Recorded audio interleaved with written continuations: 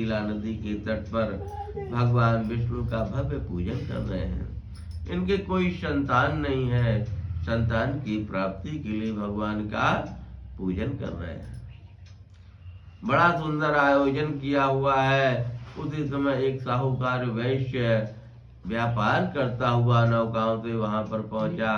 देखा क्या भगवान का पूजन हो रहा है। अपनी नौकाओं को नदी के किनारे रोक दिया और भगवान के पूजन में जाकर के शामिल हो गया। भगवान के पूजन को देखा, भगवान की कथा को सुना। तदुपरांत राजा से प्रणाम करके पूछा, राजन ये किसका पूजन है, इससे क्या प्राप्त होता है। तब राजा ने बताया ये भगवान विष्णु का पूजन है, जो अभीष्ट फल प्रदान करने वाले हैं। हमारे कोई संतान नहीं है, हम संतान की प्राप्ति के लिए भगवान का पूजन करते हैं। जब इस प्रकार से भगवान की महिमा को साहूकार वैश्य ने जाना तो उसने भी निश्चय किया हम भी भगवान का पूजन करेंगे। ऐसा निश्चय करके वापस अपने घर गया। अपनी पत्नी लीलावती को भगवान की महिमा के बारे में बताया। कुछ समय के पश्चात भगवान की कृपा हुई। लीलावती ने अपने पति की सेवा करते हुए गर्भ को धारण किया और 10वें महीने में एक सुंदर कन्या को जन्म दिया। कन्या चंद्रमा के समान मुख वाली है, जिसका नाम कलावती रखा गया। कलावती कन्या अब अपने पिता के यहाँ धीरे धीरे बड़ी होने लगी।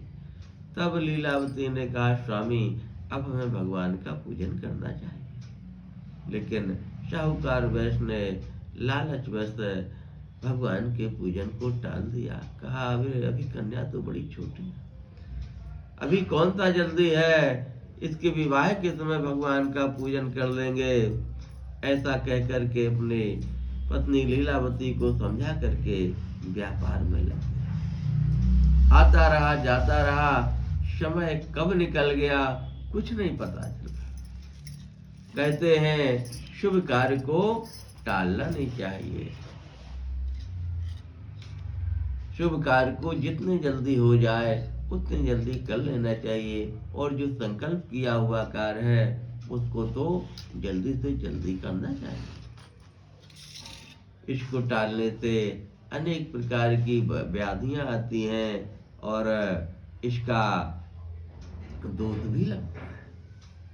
साहूकार वैश्य ने भगवान के पूजन को टाल दिया, व्यापार में लगा रहा। समय बीत गया। समय की गति बड़ी तेज है। एक समय देखा क्या कि कन्या विवाह के योग हो गई है। ऐसा देख करके कन्या का विवाह एक कांचनपुर नामक नगर में जाकर के संपन्न कर दिया। दामाद सुंदर है, श्रेष्ठ है, व्यापार कला में दक्ष है। ऐसा देख करके दामाद को अपने साथ व्यापार में रख लिया। अब दोनों मिलकर के व्यापार करने लगे। दिन दूनी रात चौगनी तरक्की होने लगी। काफी धन इकट्ठा हो गया।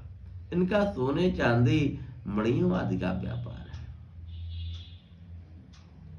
विचार करने लगे कि अब काफी धन इकट्ठा हो गया है, प्रातः काल अपने नगर को वापस चले जाएंगे। बैठ जाइए आराम से, अपनी सुविधा से बैठ जाओ, कोई दिक्कत नहीं। लेकिन कल क्या होने वाला है कोई नहीं जानता। उसी समय राजा चंद्रकेतु के नगर में चोरी हो गई। चोर बहुत सा धन चुरा कर ले गए। जब राजा को पता चला तो सिपाहियों को बुला करके आदेश दिया, जाओ जा करके चोरों का पता लगाओ। सिपाही चारों ओर दौड़ पड़े। चारों दिशाओं में सिपाही अपने अपनी सेना के साथ दौड़ पड़े। राजा की सीमाएं चारों ओर से सील कर दी गई। राज्य से कोई बाहर ना जा पाए। चोर घबरा गए, कहीं जाने का कोई रास्ता नहीं दिखाई दे रहा। जो धन चोरों ने चुराया था वो जाकर के साहूकार जहाँ बैठे थे दामाद के तहत, वहां जाकर के दुकान के पीछे छिपा दिया और चोर भाग गए। सिपाहियों को जब चोर नहीं मिले तो चोर वहीं पर पहुंचे जहां साहूकार अपने दामाद के तहत दुकान पर बैठा था। देखा क्या, ये तो हमारे नगर के नहीं हैं, ये तो बाहर के दिखाई देते हैं। इनके अच्छे से तलाशी ली जाए। जब उनके दुकान की तलाशी ली गई तो दुकान के भीतर कुछ नहीं मिला। दुकान के पीछे के हिस्से में राजा के खजाने का धन मिल गया। धन को अपने कब्जे में कर लिया।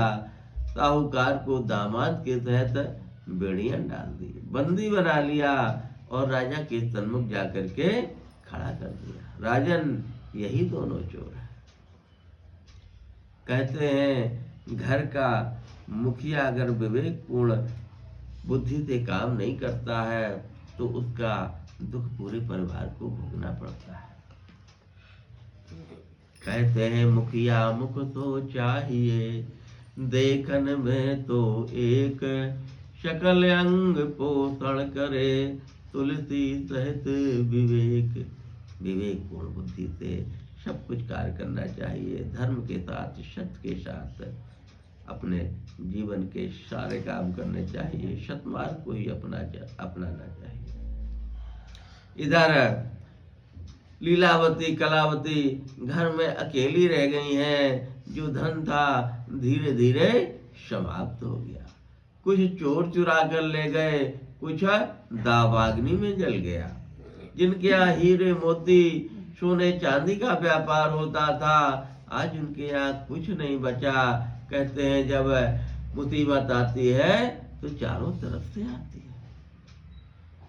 अब लीलावती कलावती भिक्षा मांग करके अपना भरण पोषण करने लगी। एक दिन कलावती कन्या भिक्षा मांगने के लिए ब्राह्मण के घर गई। वहां जाकर के देखा क्या, भगवान का पूजन हो रहा है। भगवान के पूजन को देखा, भगवान की कथा को सुना। तदुपरांत भगवान के प्रसाद को लेकर के घर आई और अपनी माता लीलावती को भगवान की महिमा के बारे में बताया। तब माता ने कहा, बेटी, तुम्हारे पिता ने संकल्प किया था, आज तक वो पूरा नहीं हो पाया। शायद इसी के कारण इस प्रकार का हमें दुख मिल रहा है। हमसे भगवान शायद रुष्ट हो गए।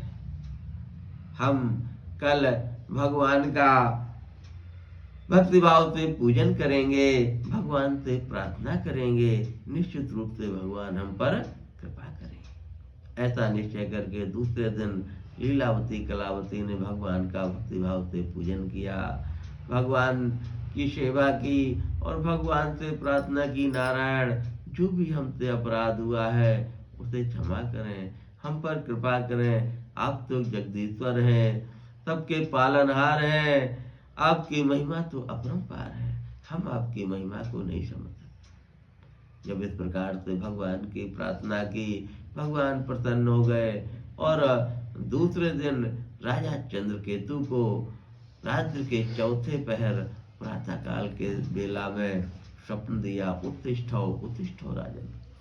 जिन दो शाहूकारों को तुमने चोर समझकर बंदी गृह में डाल दिया है, उन्हें तत्काल छोड़ दो, अन्यथा तुम्हारा सर्वनाश हो जाएगा। ऐसा स्वप्न जब राजा ने देखा तो राजा की नींद टूट गई। उठकर बैठ गया अपने शय्या से और विचार करने लगा, जरूर हमसे कोई अपराध हुआ है। निष्क्रिया से निर्वृत्त होने के पश्चात राजसभा में आया। राज दरबारियों को आदेश दिया, जाओ जाकर के दोनों साहूकारों को सम्मान के सहित राज दरबार में लेकर के आओ। सब सिपाही गए, शाहूकारों की बेड़ियां काटी गई, उन्हें स्नान कराया, उन्हें सुंदर वस्त्र दिए पहनने को और सुंदर भोजन कराया। इसके पश्चात सम्मान के तहत राज दरबार में लाए गए।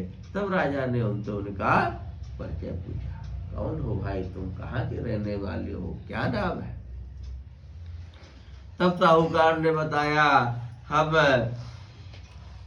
शाहूकार जात के बनिया हैं, व्यापार करने के लिए आपके नगर में आए थे, लेकिन अकारण ही हमें इस प्रकार का दुख भोगना पड़ा। जब इस प्रकार से कहा तो राजा ने कहा कि जरूर तुमसे पूर्व काल में कोई अपराध हुआ है, कोई बड़ा अपराध हुआ है जिसके कारण तुम्हें इस प्रकार का दुख भोगना पड़ा। अब जाओ, तुम्हें किसी प्रकार का कोई भय नहीं है।